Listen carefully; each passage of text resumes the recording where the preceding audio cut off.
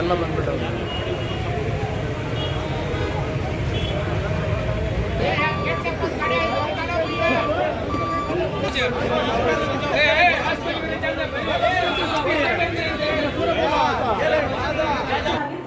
Contractor pending ದುಡ್ಡು ಎಷ್ಟು ವರ್ಷ ಆಗಿದೆ ಅವ್ನು ಆದ್ಮೇಲೆ ಮುಗೀತು. ಅದಕ್ಕೆ ಅದಾದ್ಮೇಲೆ ಯಾರು ಮೇಂಟೆನೆನ್ಸ್ ಮಾಡಬೇಕಿತ್ತು ಸರ್? ಇವ್ರು ಏನ್ ತಗೊಂಡಿದ್ದಾರೆ, ಏನ್ ಮಾಡಿದ್ದಾರೆ ಸರ್? ನೀವು ಬೆಸ್ಕಾಮ್ ರೂಲ್ಸ್ ಅಂತ ನೋಡಿದೀನಿ sir. Every winter season, before winter season you have to maintain all the poles. ಇದೆ ಅದು ರೂಲ್ಸ್ ಅಲ್ಲಿ ಇದೆ, ನಾನು ನೋಡಿದ್ದೀನಿ. ಅದು ಮೇಂಟೈನ್ ಮಾಡಿಲ್ಲ ಅಂದ್ರೆ ಡೈರೆಕ್ಟ್ಲಿ ಯಾರ ಮೇಲೆ ಬರ್ತದೆ? ಮುನ್ಸಿಪಲ್ ಅಥವಾ ನಗರಸಭೆ ಮೇಲೆ ಬರುತ್ತೆ ಅಂತಾನೆ ಇದೆ. ನಾವು ಟೆಂಡರ್ ಅಂತ ಮಾಡಿರ್ತೀವಿ, ಅವರು ಏನಿದೆ ಸುದ್ದಿದೆ ನಮ್ಮ ರಿಪೋರ್ಟ್ ಕೊಡ್ತಾರೆ. ಕೊಟ್ಟಿದ್ದಾರ? ಕೊಡ್ಬೇಕು, ನಾನು ಕೊಡಬೇಕು. ಅವ್ರು ಕೊಡ್ತಾರೆ. ಅದರ ವ್ಯವಸ್ಥಿತ every year you ask it. What is the report provided? ಪ್ರತಿ ವರ್ಷನೂ ಅವರು ಏನ್ ಮಾಡ್ತಾರೆ ಗೊತ್ತಾ? ನಾವು ಟೆಂಡರ್ ಮಾಡಬೇಕಾದ್ರೆ ಕಂಡೀಷನ್ ಆಗಿರುತ್ತೆ. Sir, conditions only for writing, showing the books. ಮತ್ತೆ ಅದ್ರ ವಿಚಾರವಾಗಿ ಮತ್ತೆ ನಿರ್ಲಕ್ಷ್ಯತೆ ಬರೋದು ಏನಂದರೆ 2015-16ರಲ್ಲಿ ಪೋಲಿಂಗ್ ಇದಾಗಿರುತ್ತೆ. ಟೋಟಲ್ ಪೋಲಿಂಗ್ ಅವಾಗೆಲ್ಲ ಹಾಕಿರೋದಿದೆಲ್ಲ ಲಾಸ್ಟ್ ಟೈಮು 2015-16 ಆಗಿದೆ. ಆದಮೇಲೆ ಏನಾಗಿದೆ, ಅದು ಡೇ ಬೈ ಡೇ ಅದಾದಮೇಲೆ ಅವ್ರಿಗೆ ಟರ್ನ್ ಮುಗಿದಿದೆ. ಅಂದರೆ 5 ವರ್ಷ 6 ವರ್ಷ ಅವ್ರಿಗೆ ಟರ್ನ್ ಇರುತ್ತೆ. ಅದಾದಮೇಲೆ ಮುಗಿದಿದೆ. ಮುಗಿದಾದ್ಮೇಲೆ ನಾವು ರೆಗ್ಯುಲರ್ ಮೀಟಿಂಗ್ಸ್ಗೆ ಅಂದರೆ ಬಲ್ಬ್ಗಳು ಚೇಂಜ್ ಮಾಡಲಿಕ್ಕೆಲ್ಲ ವ್ಯವಸ್ಥೆ ಕೊಟ್ಟಿರ್ತೀವಿ. ನಾವು ಡೇ ಬೈ ಡೇ ಏನಾಗ್ತದೆ, ಈಗ ಪ್ರಾಬ್ಲಮ್ ಏನಾಗಿದೆ ಅಂತಂದರೆ ಈ ಕೇಬಲ್ ಕಟ್ಟಿರಲ್ಲ, ಕೇಬಲ್ ಕಟ್ಟಿದ್ರಿಂದ ಪ್ರಾಬ್ಲಮ್ ಆಗಿದೆ. ಕೋಚ್ಗಳು ಜಗ್ಸೋದ್ರಿಂದಾಗಲಿ, ಜಗ್ಸೋದ್ರ ಮುಖಾಂತರ ಎಲ್ಲ ಜಗ್ಸಿ ವೆಹಿಕಲ್ಗಳು ತಗೊಳ್ಳಾಕೊಂಡು ಕೆಲವು ಕಡೆ ಪ್ರಾಬ್ಲಮ್ ಆಗ್ತದೆ. ಲಾಸ್ಟ್ ಟೈಮ್ ಒಂದು ಟೋಲ್ ಬಿಟ್ಟಿದೆ, ಅದು ಗಮನ ಬಂದಾದ್ಮೇಲೆ ನಾವು ಇಮಿಡಿಯೇಟ್ ಆಕ್ಷನ್ ತೊಗೊಂಡು ನಾವು ಇದು ಮಾಡಿ ಎಲ್ಲ ವೆಲ್ಡ್ ಮಾಡಿಸಿ ಅದೇನು ಸ್ಪಷ್ಟವಾಗಿ ಏನು ಮಾಡೋಕ್ಕೆಲ್ಲ ವ್ಯವಸ್ಥೆ ಮಾಡಿದ್ದೀವಿ. ಈಗ ನಗರಸಭೆಯಿಂದ ನಿರ್ಲಕ್ಷ್ಯ ಏನಿಲ್ಲ, ನಮ್ಗೆ ಗೊತ್ತಾಗಲಿಲ್ಲ. ಇಮಿಡಿಯೇಟ್ ಆಕ್ಷನ್ ತೊಗೊಂಡು ಏನೇನು ವ್ಯವಸ್ಥೆ ಮಾಡಿದ್ದೀವಿ.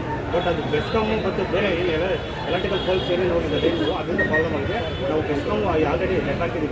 ಏನು ನೀವು ವ್ಯವಸ್ಥಿತವಾಗಿ ಈಗ ಒಂದು ಕೇಬಲ್, ಒಂದು ಬೆಸ್ಕಾಮ್, ಒಂದು ಲೈನಿಂದ ಒಂದು ಏನು ಹೇಳಬೇಕು ಅಂದರೆ ವ್ಯವಸ್ಥಿತವಾಗಿ ನಿಮ್ಮ ಮಾನದಂಡಗಳ ಪಕ್ಕಂತಲೇ ಅದನ್ನ ಎಳಿಬೇಕು, ಮಾಡಬೇಕು ಅಂತ ಹೇಳ್ಬಿಟ್ಟು ಲೆಕ್ಕ ಹಾಕಿದ್ವಿ. ಮತ್ತು ಏನಲ್ಲಿ ಬೆಸ್ಕಾಮು ಅವರನ್ನು ನಾನು ಇಮಿಡಿಯೇಟ್ ಸ್ಟೆಪ್ ತೊಗೊಳ್ತೀವಿ ಸರ್, ಎಲ್ಲ ಡಿಸ್ಕನೆಕ್ಟ್ ಮಾಡ್ತೀನಿ ಅಂತ ಹೇಳಿದ್ದಾರೆ. ನಾವು ಏನೈತೆ ವ್ಯವಸ್ಥಿತವಾಗಿ ಎಲ್ಲ ಆಗಬಾರ್ದಾಯಿತು ಆಗಿದೆ. ಈ ದುಃಖನ ಭರ್ತಿ ಶಕ್ತಿ ಅವ್ರು ತುಂಬಕ್ಕೂ ಕೊಡಲಿಲ್ಲ. ಈ ಸಂದರ್ಭದಲ್ಲಿ ಆಗುತ್ತೆ ಭಗವಂತನ ಆಶಿಸ್ತ. ಇದು ಆಕಸ್ಮಿಕವಾಗಿ ಏನಾಗಿದೆ ಅಂದರೆ, ಈಗ ನಿಮಗೆಲ್ಲ ಗೊತ್ತಿರಬೇಕು, ಈಗೆಲ್ಲ ಪ್ರತಿದಿನ ನೀವೆಲ್ಲ ನೋಡ್ತಾ ಇರ್ತೀರಿ.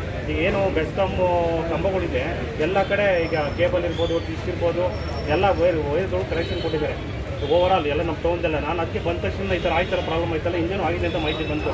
ಇಮಿಡಿಯೇಟ್ಲಿ ನಾವೇನು ಮಾಡಿದ್ವಿ, ಬೆಸ್ಕಾಮ್ ಲೆಟ್ರ್ ಹಾಕಿ ಇಮಿಡಿಯೇಟ್ ಅವೆಲ್ಲ ತೆರವು ಮಾಡಬೇಕು ಅಂತ ಇಂಟಿಮೇಷನ್ ಮಾಡಿ ಅದು ಆಕ್ಷನ್ ಆಗ್ತಾ ಇದೆ. ಆಲ್ರೆಡಿ ತೆರವು ಮಾಡಲಿಕ್ಕೂ ಎಲ್ಲ ಡಿಸ್ಕನೆಕ್ಟ್ ಎಲ್ಲ ಕರೆಕ್ಟ್ ಮಾಡಿ ತೆರವು ಮಾಡಲಿಕ್ಕೆ ಇದು ಮಾಡಿದ್ವಿ. ಆಮೇಲೆ ನಾವು ಪ್ರತಿಯೊಂದೂ ಈಗ ಏನಾಗಿದೆ ಕಂಬಗಳೆಲ್ಲ ನಾವು ವೆಲ್ಡ್ ಮಾಡಿಸಿ, ನಾವು ಬಂದಾದಮೇಲೆ ಈಗ ಎಲ್ಲ ಪ್ರತಿಯೊಂದು ಕಂಬನ ಎಲ್ಲ ವೆಲ್ಡ್ ಮಾಡಿಸಿ ಮುಂದೆ ಅನಾನುಕೂಲ ಆಗಬಾರ್ದು ಅನ್ನೋ ರೀತಿ ಎಲ್ಲ ವ್ಯವಸ್ಥೆ ಮಾಡ್ಕೊಂಡಿದ್ದು ನಮ್ಮ ಕಡೆಯಿಂದ. ಬೈ ಚಾನ್ಸ್ ಏನೋ ಆಗಬಾರ್ದಾಯ್ತು ಆಗಿದೆ, ಆಕಸ್ಮಿಕವಾಗಲಿ ಈಗ ಏನು ಆಗಿ ನಾನು ಫರ್ದರ್ ನಿಮ್ಮ ಹತ್ರ ಕಂಪ್ಲೇಂಟ್ ತಗೊಳ್ಳದೆ ನಾನು ತಗೊಂಡು ಹೋಗಲ್ಲ. ಬಾಡಿ ಫರ್ದರ್ ಸ್ಟೇಟ್ಮೆಂಟ್ ನೀವು ಕೊಡ್ಲೇಬೇಕು. ಕೊಟ್ಟ ಮೇಲೆ ಬಾಡಿ ನಾವು PM ಮಾಡ್ಸಕ್ಕಾಗತ್ತೆ. ನೀವು ಬರ್ಕೊಡ್ದೇನೆ ನೀವು ಇವೆಲ್ಲ ಮಾತಾಡಿದ್ರೆ ನಾವೇನ್ ಮಾಡಕ್ಕಾಗತ್ತೆ? ಫಸ್ಟ್ ಬರ್ಕೊಡಿ ಒಂದು ಫರ್ದರ್ ಸ್ಟೇಟ್ಮೆಂಟ್. ಅದೇ ಆಲ್ರೆಡಿ FIR ಆಗಿದೆ. ಸೆಕ್ಷನ್ ಅಡಿಷನ್ಗೆ ನಾವು ಕೋರ್ಟ್ಗೆ ಇವಾಗಲೇ ಕಳಿಸ್ಕೊಡ್ತೀವಿ, PM ಮಾಡಿಸ್ತೀವಿ. ನೀವೇನು ಮಾತಾಡದೆ ನೀವೇ ಮಾತಾಡ್ತಿದ್ರೆ ಯಾರಿಗೂ ಅರ್ಥ ಆಗುತ್ತೆ? ಪ್ರೊಸೀಜರ್ ನಿಮಗೂ ಇದೆ ಕಾನೂನು. ಒಂದ್ ನಿಮಿಷ, ನಿಮಗೂ ಇದೆ ಕಾನೂನು ಕೇಳ್ರಿ. ನಿಮ್ಗೂ ಇದೆ ಕಾನೂನು, ನನಗೂ ಇದೆ ಕಾನೂನು. ಅದು ಸತ್ತಿರೋ ನಾನಾದ್ರೂ ಅಷ್ಟೇ, ನನಗೂ ಅದೇ ಕಾನೂನು, ಬೇರೆ ಇರಲ್ಲ. ಯಾರೇ ಆಗ್ಲಿ ಎಲ್ಲರಿಗೂ ಒಂದೇ ಕಾನೂನು. ಸ್ವಲ್ಪ ಅರ್ಥ ಮಾಡ್ಕೊಳ್ಳಿ. ಫಸ್ಟ್ ಸ್ಟೇಟ್ಮೆಂಟ್ ಕೊಡಿ, ಬಾಡಿ ಶಿಫ್ಟ್ ಮಾಡಿ, PM ಆಗ್ಬೇಕು.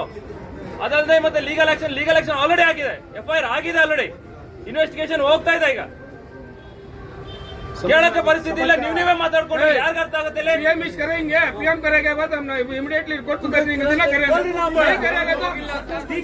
ಎಲ್ಲ ಡಾಕ್ಯುಮೆಂಟ್ಸ್ ನಾವು ಕೇಳಿದ್ದೀವಿ. ನಂಬರ್ 1. ನಂಬರ್ 2, ಇವತ್ತು ಡೆತ್ ಆಗಿದೆ.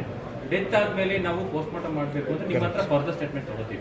ಫರ್ದರ್ ಸ್ಟೇಟ್ಮೆಂಟ್ ತಗೊಂಡ್ರೆ ನಾವು ಏನು ಮಾಡೋಕ್ಕಾಗಲ್ಲ. ನೀವು ಆಲ್ರೆಡಿ ಬಾಡಿ ಅಲ್ಲಿಂದ ತಂದ್ಬಿಟ್ಟಿದ್ದೀರಾ, ಅದು ಹೆಂಗ್ ಕೊಟ್ಟರು ಗೊತ್ತಿಲ್ಲ ನನಗೆ. ತೊಂದರೆ ಇಲ್ಲ, ನಾವು ಗೌರಿ ಬಿದ್ದು ಹಾಸ್ಪಿಟಲ್ಗೆ ಹೇಳಿ ಇಲ್ಲೇ ಮಾಡಿಸ್ಕೊಡ್ತೀವಿ. ನಂಬರ್ 2.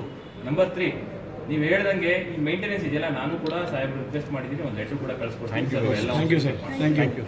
ಕಾಂಪನ್ಸೇಷನ್ ಏನಿದೆ ಆಕ್ಚುಲಿ ಇವರು ಡಿಸೈಡ್ ಮಾಡೋದಲ್ಲ, there is a district committee. ಅದಕ್ಕೊಂದಷ್ಟು ಜನ ಮೆಂಬರ್ಸ್ ಅಂತ ಇದ್ದಾರೆ, ಒಂದು DC ಚೇರ್ಮನ್. ಸೊ ಆ ಕಮಿಟಿನಲ್ಲಿ ಜಾಬ್ ಕೊಡೋದು ಮತ್ತೆ ಕಾಂಪನ್ಸೇಷನ್ ಅವರು